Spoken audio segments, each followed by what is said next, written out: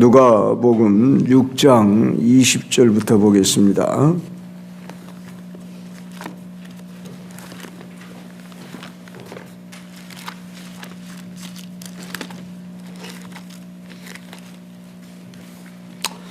누가복음 6장 20절부터 한 절씩 교독하겠습니다. 예수께서 눈을 들어 제자들을 보시고 이르시되 너희 가난한 자는 복이 있나니 하나님의 나라가 너희 것이며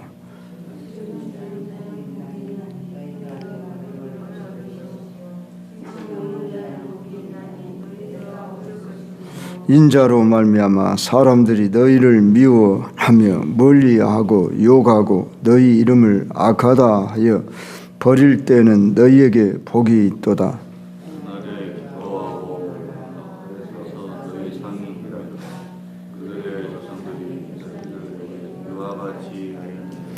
그러나 화 있을진저 너희 부요한 자여 너희는 너희의 위로를 이미 받았도다. 화 있을진저 너희 적은 괴물을 너희를 죽이라고 화 있을진저 너희 적은 못난 자만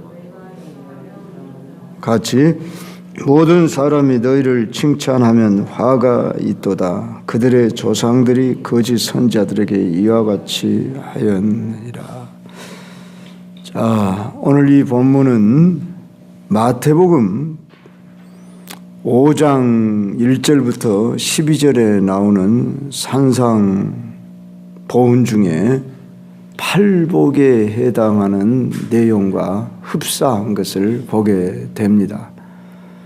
그러니까 산상 보훈에서 8가지 복을 말하는데 오늘 이 본문에서는 4가지 복과 4가지 화를 말해주고 있다는 점에서 차이가 있습니다. 왜 그런가? 마태는 산상보훈을 한 곳에 집중적으로 수록해 놨다고 한다면 누가는 경우에 따라 산지하여 수록해 놓고 있다, 이렇게 보면 좋겠습니다. 그래서 우리는 여기서 4가지 복을 말하면서 또 4가지 화를 말한다고 할 때에 어제부터 제가 하나님 나라라고 하는 주제 아래에서 살피기 시작했습니다. 우리 예수님은 이 땅에 오셔서 공생애를 시작할 때 회개하라, 천국이 가까이 왔느니라, 또는 하나님 나라가 가까이 왔느니라, 이런 말씀을 하셨습니다. 자, 천국이나 하나님 나라가 같은 말입니다. 그런데 풀자면, 문자적으로 풀자면 천국 하면은 하늘의 나라, 그런 뜻입니다. 그래서 하늘나라 그렇게 표현을 했어요. 그런데 이제 마태복음에서는 주로 하늘나라, 물론 마태도 하나님 나라라는 용어를 전혀 안 쓴 게 아니에요. 38번이나 쓰고 있어요. 그런데 의도적으로 하늘나라라고 한 것은 이 세상 땅의 나라와 비교하기 위해서 그렇게 했다, 그렇게 보는 것입니다. 그랬을 때에 자, 우리는 이 하나님 나라의 개념에 대한 바른 이해가 있어야 합니다. 하나님 나라라고 할 때는 왕과 백성과 그 다음에 영역, 그리고 누가 통치하느냐 하는 이 통치 개념, 다스리냐, 이 점에서 우리가 이해를 해야 하는데, 하나님 나라는 현재성과 미래성이 있다, 이것을 이해하라고 누차 말씀드렸습니다. 어제는 그 말씀을 조금 제가 집중적으로 말씀 못 드렸는데, 그래서 어제 것도 한번 이렇게 유인물 참고하시되 이미 임한 하나님 나라, 아직 임하지 않은 하나님 나라, 그러니까 이미 임한 나라는 현재성을 가리키죠. 아직 임하지 않는 나라는 미래성을 가리킵니다. 그러니까 우리는 이 양면성을 다 이해해야 돼요.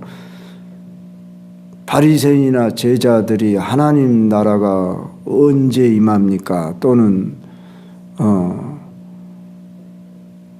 어떻게 임합니까? 이렇게 물었을 때에 우리 예수님께서 하나님 나라는 여기 있다 저기 있다 하지 못하리니 곧 너희 안에 있느니라 제자들에게 이렇게 이야기했고, 또 귀신을 쫓아내고서 귀신이 쫓아내졌다 그 말은 그 안에 어둠의 영, 악한 영이 지배하고 있었다 그 말이죠.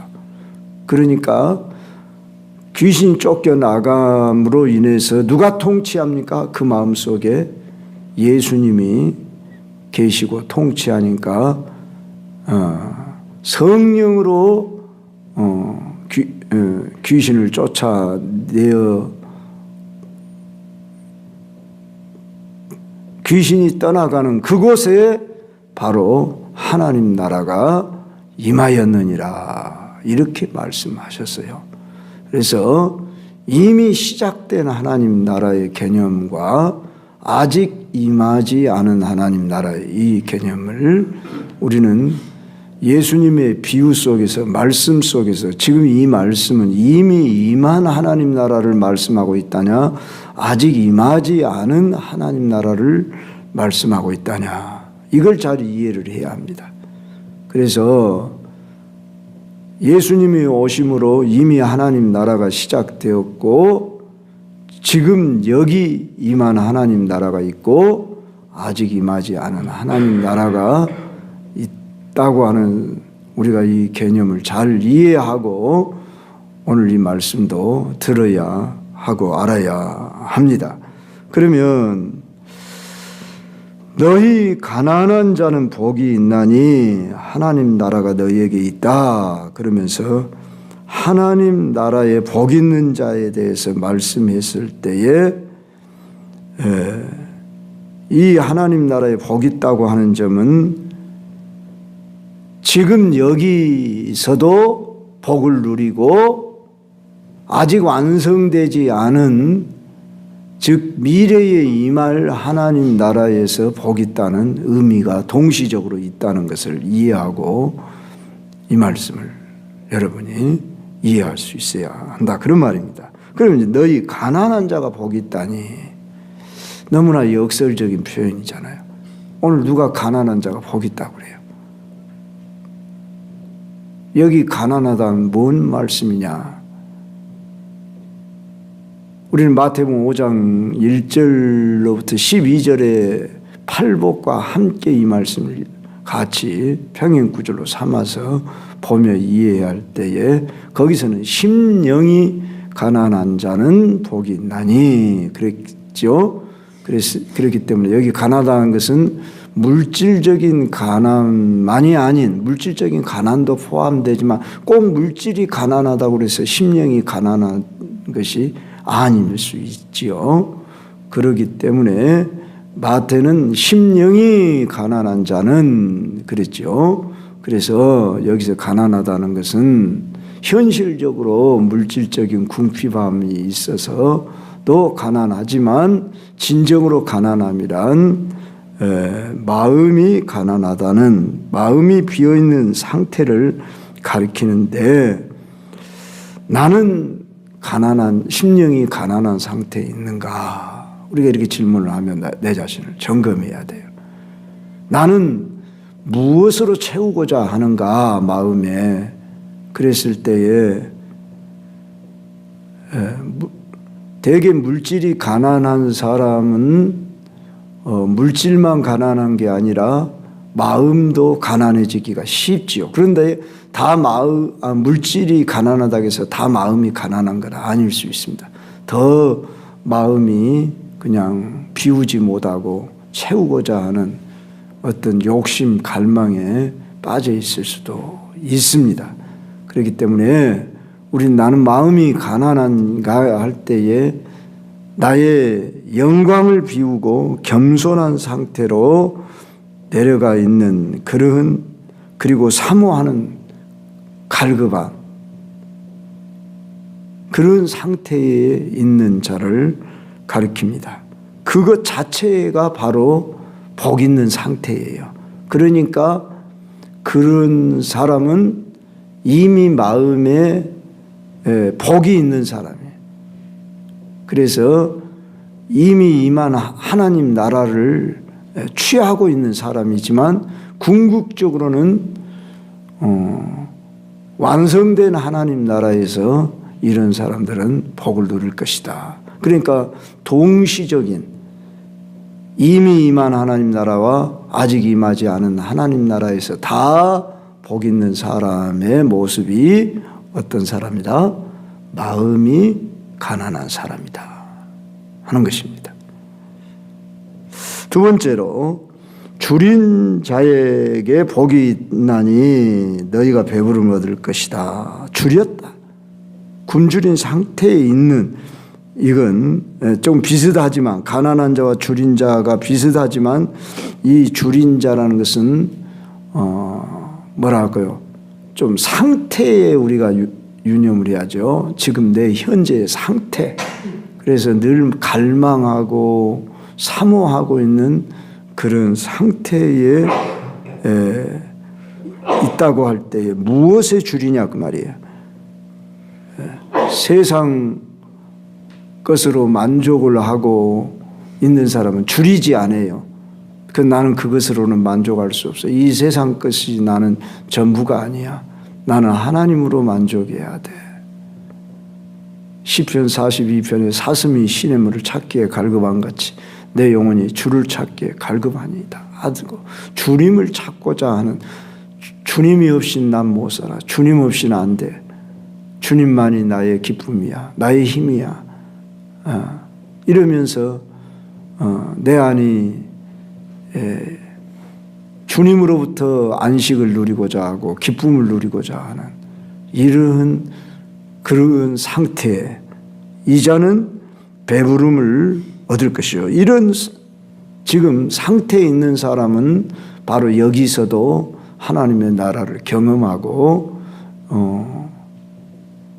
더 나아가서는 미래에 완성될 하나님 나라에서 기쁨과 참 안식과 부를 누리게 된다. 그런 말씀으로 이해해야 합니다. 세 번째로는 우는 자에게 복이 있다. 그러면서 우는 자는 어떤 복이 있다? 웃을 것이다. 이 말씀은 우리가 팔복에서 애통하는 자가 복이 있나니 저희가 위로를 얻을 것이며, 이 말씀과 서로 병행으로 살펴봐야 합니다. 그랬을 때 무엇에 대해서 우냐? 하나님께 영광 돌리는 삶을 살지 못하고 이 세상에 일에 얽매여 사는 것이 너무나 참 부끄럽고 죄송해서 애통하는 거예요. 진정한 애통이에요. 자기 죄를 회개하면서 하나님의 영광된 삶을 살아야 하는데, 하나님이 주신 기쁨으로 살아야 하는데, 그분과의 관계 아래에서 참 살아야 하는데 어찌하여 내가 이렇게 세상의 것으로 내 자신이 연약해져 있는가 하면서 자신을 돌이키며 우는 그런 애통을 말하는 거예요. 내게 애통이 있는가? 무엇에 대한 애통인가? 이 세상의 것을 더 취하지 못해서, 이 세상에서 누리는 부를 누리지 못해서 우는 이 애통이 아닙니다. 이러한 애통은 욕심이요, 잘못된 애통이에요. 그러니까 우리가 애통해도 무엇 때문에 내가 애통하는가? 물론 우리가 세상에서 너무 궁핍하면, 해결되지 않은 문제가 있으면 그것으로 인해서 애통할 수 있어요. 그러나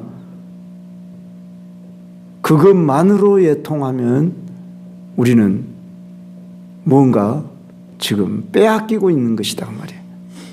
마귀 사단이 못하는 자냐 도적이라 빼앗는 자라고 했어요. 그놈에게 속아서 내가 속아서 내가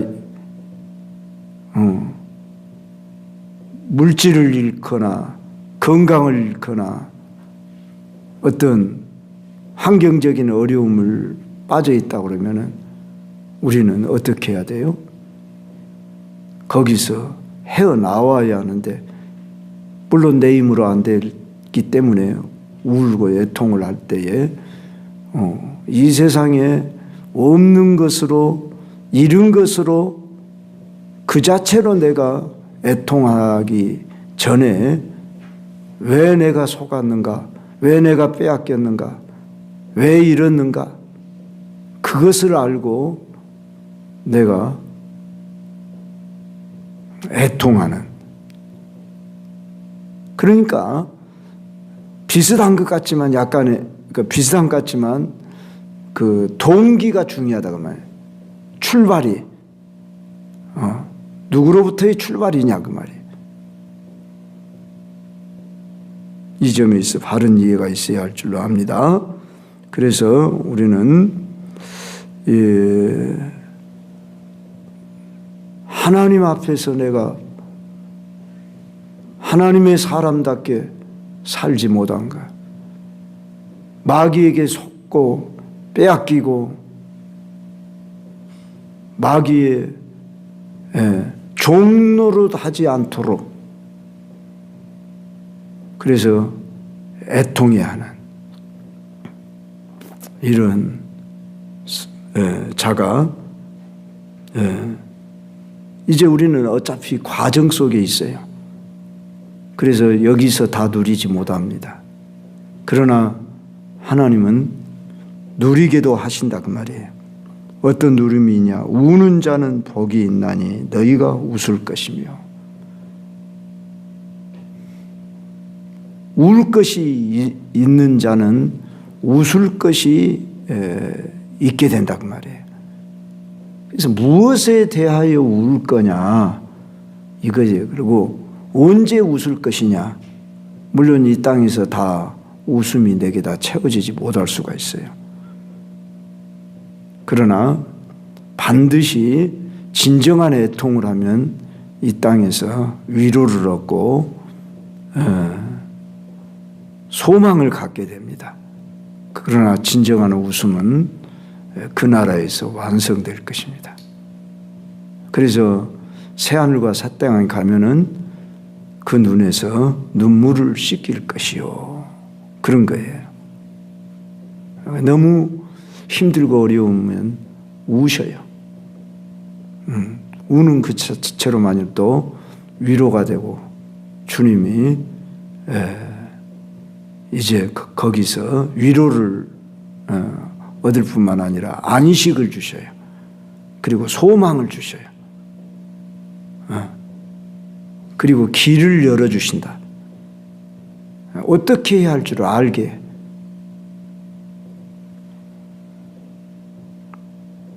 애들에게 있어서 무기는 우는 것이 무기잖아요. 하나님 앞에 누가 천국에 들어가는 자라겠어요? 너희가 어린아이와 같지 않냐면 결단코 천국에 들어가지 못하리라 그랬어요.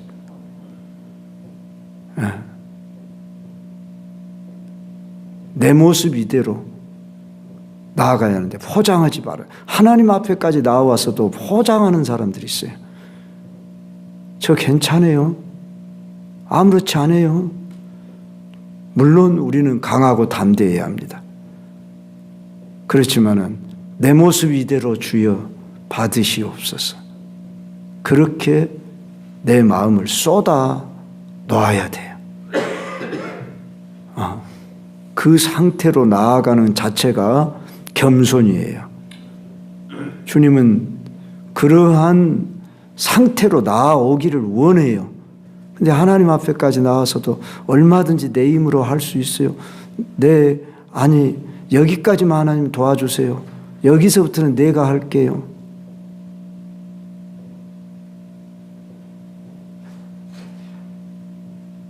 우리는 완전히 비어있는 상태, 그게 가난한 상태고, 그리고 줄인 상태로 사모하고 애통해하고 갈급해야 하라고 말이에요. 그런 자가 복이 있다. 그리고 예수님 때문에 핍박을 받는 자가 상을 받는 복을 얻을 것이다. 22절로 23절이 말한데, 이 땅에서 예수님 때문에 미움을 받고 욕을 당하고 따돌림을 당할 때 너희에게 복이 있다. 그날에 기뻐하고 뛸놀라. 하늘에서 너희 상이 큼이라. 그러니까 이건 미래적인 것이 많이 담겨 있죠. 네. 그날에 하늘에서, 그날 언제? 주님이 재림하셔서 심판하시는 날, 그날에 완성될 하나님 나라에서 너희들 순교자들을 비롯해서 이 땅에서 예수님 때문에 화를 당하고 고난을 당하고 그런 사람에게는 복이 있다. 너희 조상들이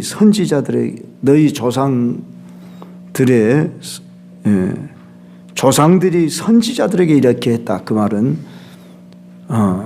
선지자들을 핍박했다 그 말이에요. 유대인들이 죽이고 그들을 이렇게 핍박한 그런 일이 있었다. 너희도 핍박이 있을 것이다. 그래도 두려워하지 말아라 하는 그런 내용으로 말씀하면서 너희 상이 클 것이다. 이 땅에서가 전부가 아니다 그 말이죠. 그 나라에서가 진짜다 그 말이에요. 그 나라에서 영원하다. 그 나라에서의 기쁨이 더 클 것이다. 보상할 것이다. 이런 약속을 해주고 있습니다. 그 다음에 화를 선언합니다. 24절에서부터 화 있을진저 화 있을진저 했을 때, 자, 이 사람들은 하나님 나라 밖에 있는 자들의 화이죠. 제가 여기서 하나님 나라에서 화 있는 자, 그런데 이 말을 잘 이해할 줄 압니다. 하나님 나라가 임했을 때, 완성됐을 때 그들은 화를 받을 사람들이니까 일단 하나님 나라를 유업으로 받지 못할 자이고, 그들은 하나님 나라 밖에 있는 자들로서 받을 화인데, 이 세상 나라에서 부자들은 온갖 모든 수단을 동원해서 재물 모이게 급급하고 어리석고 무지한 백성들을 속이고 그 결과 엄청난 부를 차지하고 있습니다. 인류 역사가 진행되는 동안 이 땅에는 부한 자, 가난한 자, 또 권력 가진 자, 갖지 못한 자가 여전히 존재했습니다. 요사이 정치인들 재산 공개를 하는데 어저께도 잠깐 들었던 것 같습니다. 그런데 대부분의 국회의원들이 다 재산이 늘어났습니다. 한 해만 2억씩 10억씩 막 그렇게 늘어난 사람도 있고 그렇습니다. 지금 아무리 불경기라고 해도 권력 가진 자들, 저들 뭐 재산이 뭐 누구는 뭐 30억이다 20억이다 뭐 이런 소리들을 합니다. 그런데 그들이 그 정도만 갖고 있겠습니까? 그들은 여러 가지 수단 방법으로 이 땅에 불을 쏘아놓고 이 땅에서 권력을 가지고 누리며 있습니다. 선거 때만 되면 허리를 굽히고 그냥 우리가 섬기는 자로 당신들을 잘 이렇게 하겠다고.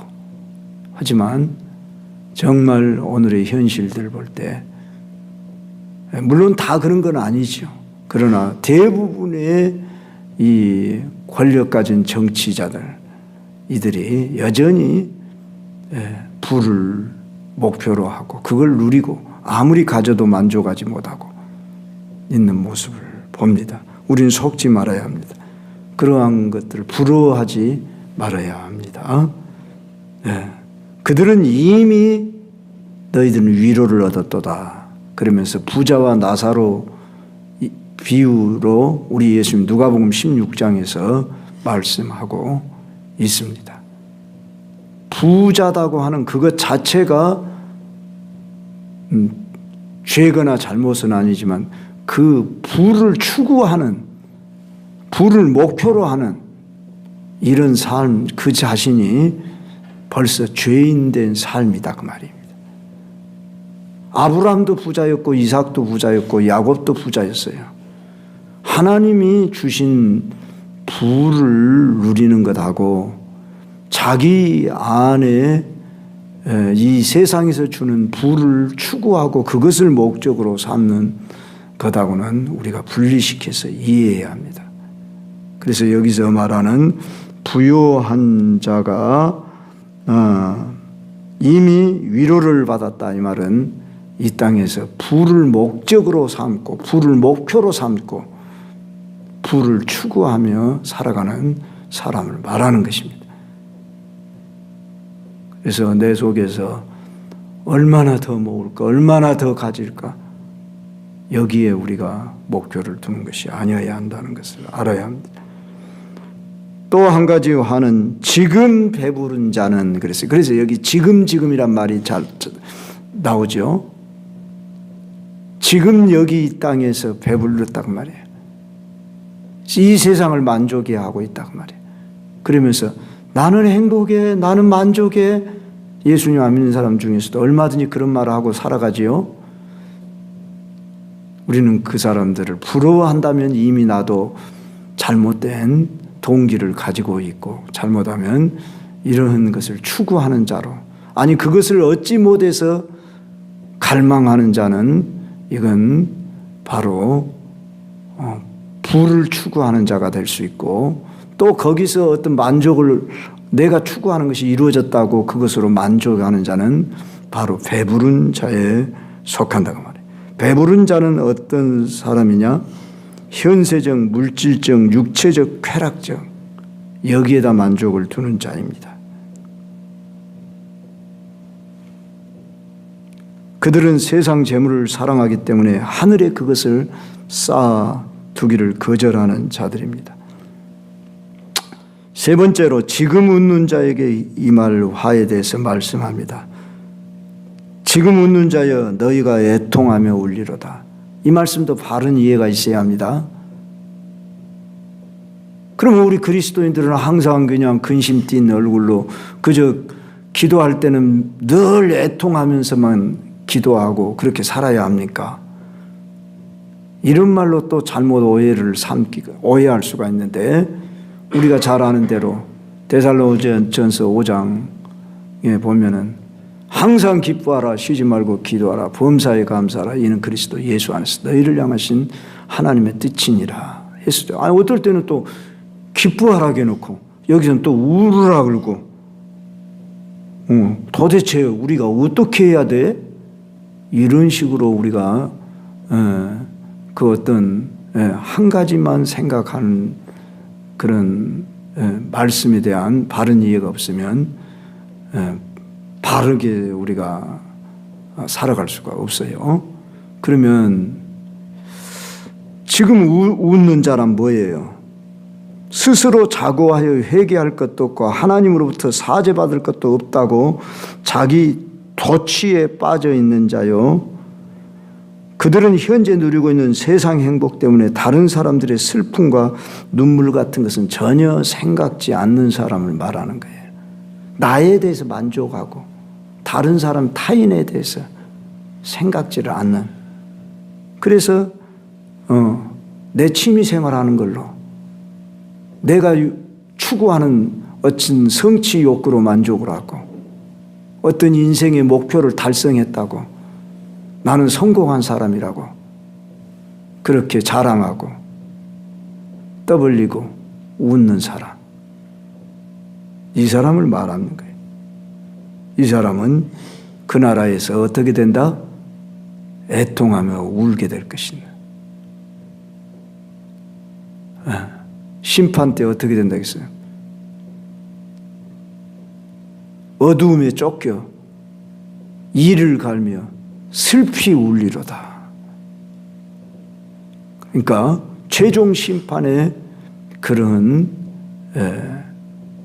이제 심판날이 있을 것을 알지 못하고 전혀 이 땅에서의 삶과는 상반된 그런 나라가 임하는 때에 바로 그들은 영원한 애통한 자리에 빠지게 될 것이다. 심판에 대한 말씀이 마지막으로 사람들로부터 칭찬받기를 좋아하는 자들에게 이 말로 화를 26절에서 말씀합니다. 우리는 사람들로부터 칭찬받는다는 것은 바람직한 일일 수 있습니다. 우리 예수님도 하나님과 사람에게 사랑스러워 갔더라 칭찬받는 모습이었어요. 그러나 지금 여기서 말하는 사람들에게 모든 사람이 너를 칭찬하면 화가 있다. 이 무슨 말이냐면 사람들로부터 내가 칭찬을 받는데 목적을 두고 살아가는 사람이다. 그런 말이에요. 나는 누구에게 칭찬을 받으려고 하냐 그 말이에요. 사람들의 박수갈채 받으면서 인정받으면서 대접받으면서 살려고 하냐. 하나님 앞에서 하나님이 인정하는 사람이 되고자 하느냐. 지금 이런 차원으로 이해를 해야 돼요. 얼마나 우리 예수님 말씀이 어떻게 보면 어렵습니까? 바른 이해가 있어야 돼요. 양면적으로 우리가 이 말씀에 하시게 된 동기를 살피면서 이해를 해야 돼요. 우리는 분명히 사람들 무시할 수 없어요. 사람들한테 칭찬받아야 돼요. 인정받아요. 그러나 사람을 기쁘게 하려고 내가 목적을 가지고 칭찬받으려고 하는 자는 화가 있다 그 말이에요.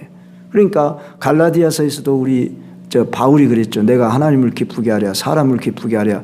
내가 지금까지 사람을 기쁘게 하는 자라면 하나님의 종이 아니니라 그렇게 말했어요.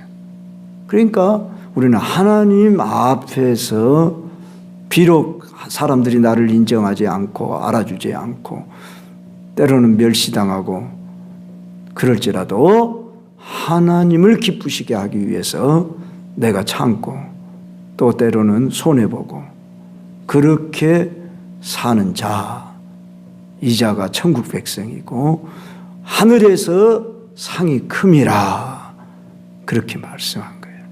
그러므로 우리는 이 말씀을 또 오해가 없이 참 이 말씀 속에서 사람들로부터 칭찬받기 좋아하는 자들은 누구였냐? 바리새인과 서기관들이었어요. 그들은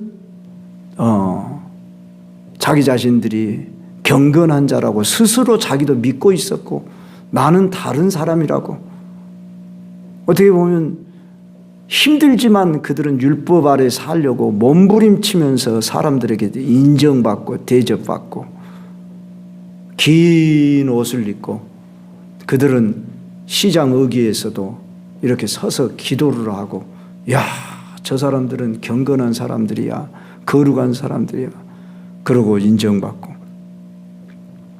그렇게 했던 사람 대표적인 사람들이 바리새인과 서기관들 우리 예수님 앞에는 사정없이 책망을 받았지요.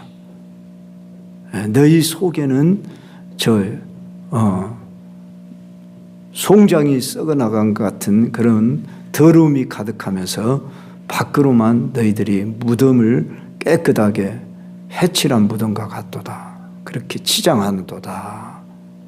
화 있을진저 그렇게 소개했던 것을 아시기 바랍니다.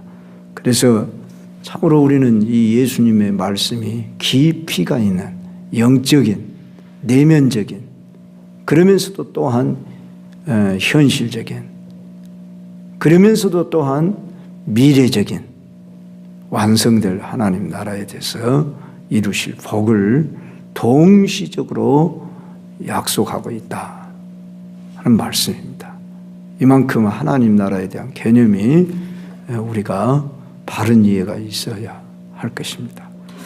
자, 오늘 또 나는 하나님 나라의 백성으로서 여기 임한 하나님 나라, 내 안에 시작된 하나님 나라, 여기서 누리는 복과 함께 영원히 그 나라에서 누릴 복을 소망 삼으면서 여기에 대한 관심과 목적을 두고 살아가시며 복된 인생이 되시기를 주의